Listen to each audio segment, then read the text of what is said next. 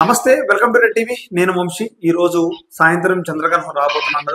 చాలా మంది చాలా విధాలుగా చెప్తున్నారు. అసలు నిజమేంటి అడిగే తెలుసుకుని ప్రయత్నం చేద్దాం. ఒకసారి ఆ టైంకి ఏం చేయాలి, ఏం చేయకూడదు, ఎలా పాటించాలి అడిగే ప్రయత్నం చేస్తాం.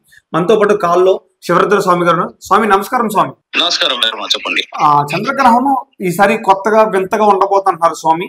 అసలు ఏ టైం నుంచి స్టార్ట్ అవుతుంది, ఏ టైం వరకు ఉండబోతుంది స్వామి? చంద్రగ్రహణం అనేది ఎన్నో రోజుల నుంచి ఒక సంవత్సరంలో 4 సార్లు 3 సార్లు సూర్య చంద్ర గ్రహణాలు వస్తున్న క్రమం. ఇప్పుడు రాబోయే చంద్రగ్రహణం ఏంటంటే స్వామి, భారతదేశం పైన పరిపూర్ణంగా చూపించే అవకాశం ఉంది. సహజంగా మనం ఎప్పుడైనా గ్రహణాల గురించి చూస్తే భారతదేశంలో లేదు, పాక్షికంగానే ఉంటుంది, వేరే దేశాల్లో ఎక్కువ చూయిస్తుందంట అని చెప్తున్న సమక్షంలో ఈసారి మనకి పరిపూర్ణ 9:48 నుంచి 1:30 వరకు, అంటే సుమారుగా 3 గంటల వ్యవధిని పరిపూర్ణంగా చంద్రగ్రహణం అనేది మనకి ఏర్పడుతుంది. ఏర్పడిన ఈ తరుణంలో పట్టు విడుపు కాలం చూసుకుంటే తర్వాత 3:30 వరకు, అంటే దీన్ని మనం ప్రజలందరికీ కూడా తెలుసుకోవాల్సింది ఏంటంటే స్వామి, ఈ గ్రహణం వల్ల జాగ్రత్తల గురించి, భయభ్రాంతుల గురించి కొంతమంది కొన్ని విధాలుగా అపోహలతో ఉంటారు. వీళ్ళందరూ ఏంటంటే ముఖ్యంగా పాటించాల్సింది 9:45కేమో ప్రారంభమయ్యే సమయం స్వామి గ్రహణం. 11:30 మధ్యకాలం అంటారు. 11:40 నుంచి 1:30-2 గంటల వరకు ఇది ప్రారంభం, మధ్య, అంతమయ్యే కాలం, అంటే పరిపూర్ణమైన స్థితిని అనుభవించే సమయం ఇది.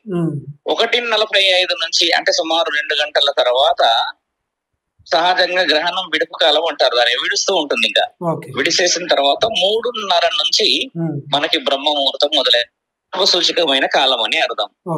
ఈసారి 9:45 అంటే మనం సహజంగా అందరూ న్యాచురల్ గా మాకేం ఎఫెక్ట్ కాదు, మేమేం చేయలేము, మాకు దేవుడు అంటే నమ్మకం లేదు, గ్రహణం అంటే ఏమిటి అనే వాళ్ళు కొంతమంది హేతువాదులు ఉన్నా, అంత నమ్మకం లేకున్నా కూడా రేడియేషన్ అనేది సైన్స్ ద్వారా ప్రూవ్ చేయబడింది. రేడియేషన్ ఉంటది. ఆ రేడియేషన్ అనేది అతినీల లోహిత కిరణాలు భూమండలానికి ఎవరైతే ఇమ్మెచ్యూర్ గా ఉంటారో పిల్లలు, కొంచెం వయసు పడ్డ వాళ్ళే గాని, గర్భవతులే గాని, బాల్యంతలే గాని, వీళ్ళు జాగ్రత్త పడాల్సిన అవసరం ఉన్నది. వాళ్ళు భోజనాలకు సంబంధించినది కొంచెం సమయం పాటించి 7:30-8 గంటల లోపే తినాలి. ఎందుకంటే ఇది మైక్రో లెవెల్ గా ఏదైతే అతినీల లోహిత కిరణాలు రావడం చేత భోజనాలన్నీ పాడైతున్నాయని ఒక ప్రచారం జరుగుతుంది. అలా భోజనాలు ఏవి పాడు కావు.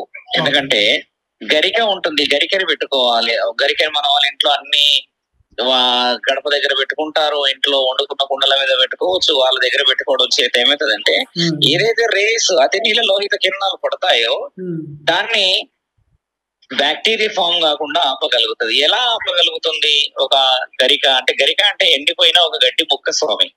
ఎందుకంటే వేరే వేరే లేయర్ మనకు అక్కడ అతి నీల లోహిత, అంటే చాలా చాలా చాలా తేలికపాటి కిరణాలు రావడం చేత దాన్ని ఆపగలిగే శక్తి ఉన్న ఏకైక వస్తువు గరిక. మనము ఆవు నెయ్యితో చేసిన అఖండ జ్యోతి వెలిగించాలి ఈ గంధరము.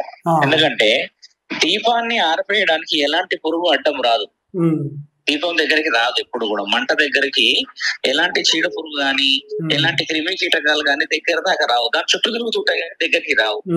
అలాగా ఆవు నెయ్యితో చేసిన అఖండ జ్యోతి వెలిగించడం వల్ల ఏదైతే సూక్ష్మంగా వచ్చే వైరస్ కానీ, సూక్ష్మంగా వచ్చే ఏదైతే నెగిటివిటీ గాలి అంటున్నామో అవి ఆ దీపానికి లోపలికి రానియకుండా అక్కడనే ఆ దీపానికి వచ్చిన బయట నుంచి వచ్చిన వాతావరణం, అంటే చెడుగా వచ్చిన గాలి ప్రభావం అంతా దీపమే ఆహుతి చేసుకోగలదు. అందుకని మనం అఖండ జ్యోతి వెలిగించాలి. ఇది శాస్త్రంలో వివరించబడ్డది. మనము ఈ వస్తున్న ఏదైతే ఎక్లిప్స్ ఉంటుందో ఈ నెల మనకి 3 సార్లు ఉంది. 21 ఉంది, 22 కూడా ఉంది మళ్ళీ. కాకపోతే అవి మన దేశంలో కనిపించవు. పరిపూర్ణంగా మాత్రం ఈ రోజు రాత్రి 9:48 నుంచి 1:30 వరకు నిద్రపోవాలి అనేది ముఖ్యమైనది. బయట తిరగడం చేత గాని ఇంకేదైనా అంటే కొన్ని రాశుల వారికి ఎఫెక్ట్ వస్తుంది. మీనా రాశి, సింహరాశి, కుంభరాశి వాళ్ళకి ఏంటంటే వాళ్ళకి ఏమి కాదు ఆరోగ్య రీత్యా, లేకపోతే ఇంకేదో అయిపోతుంది, అలాంటిది ఏది కాదు స్వామి. కాకపోతే కొన్ని వృత్తి రీత్యా, కొన్ని ఆర్థిక రీత్యా, కొన్ని మానసిక పరిస్థితుల రీత్యా వర్క్స్ కొన్ని పోస్ట్ పోండ్ పెండింగ్ పడ్డట్టు అవుతాయి అంతే. అంతకు మించి వాళ్ళకి ఏదో తీవ్ర నష్టం జరుగుతుందని అనుకోవడం అపోహ. మిగతా రాశుల వారు కూడా అలానే ఉంటుంది. కానీ కొంచెం జాగ్రత్తలు పడి మానవులందరూ మనం సహజంగా మన సమాజం అంతా ఇప్పుడు ఎవరైతే ప్రపంచం సైన్స్ ఏమేమి మాట్లాడుతున్నాయో ఇవన్నీ మనం జాగ్రత్తలు ఉండడానికి చెప్పడం చేత ఆ జాగ్రత్తలు పాటించుకొని అందరూ కూడా ధైర్యంగా ఉండాలనేది ఒక సాధువులాగా మా ముఖ్యమైన సందేశం స్వామి. థ్యాంక్ యూ స్వామి. మంచిది మిత్రమా, జాగ్రత్తగా ఉండండి. చూశారు కదా శివరుద్ర స్వామి ఏం చెప్పారో ఉన్నట్టుగా చెప్పడం జరిగింది. ఈ టైం నుంచి ఈ టైంకి ఏం చేయాలి, ఎలా ఉండాలి, జాగ్రత్తలు తీసుకోవాలని. కొన్ని రాశుల వాళ్ళకి కూడా కొంచెం అంటే హెల్త్ పరంగా ఏం కాదు కానీ మనం అనుకున్న పనులు కొంచెం డిలే అవుతుందని చెప్పడం జరుగుతుంది. జాగ్రత్తగా ఉండని రెట్టివి తరపున కూడా చెప్పడం జరుగుతుంది. Thank you.